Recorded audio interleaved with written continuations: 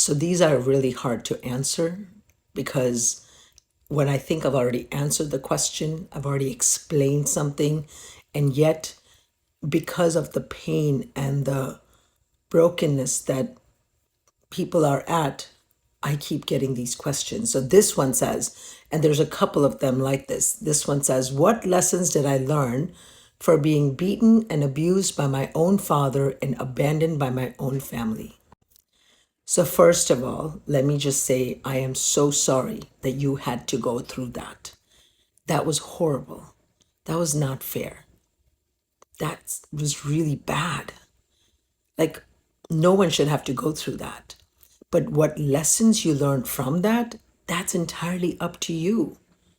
Hopefully, you've been able to learn the lesson of setting boundaries and moving on.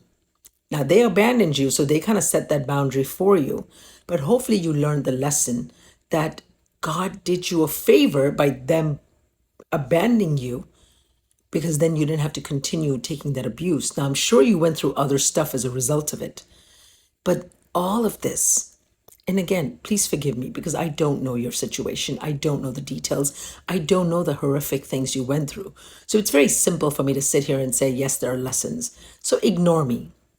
Tell me to go take a hike, scroll. But I'm a woman of faith, and I have gone through some shit in my life, from being sexually molested as a little girl repeatedly by many people, to abusive relationships, to dealing with being too much, to being a single mom, to not having boundaries, to just not having self respect. I mean, my life wasn't even as bad as what you're explaining, and I'm sure a lot of other people. But I say this to say, in all of that, yes, in the moment, I have been very upset with God.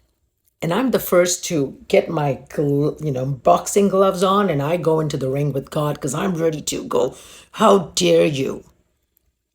I do that. I've done that on many of occasions. How dare you?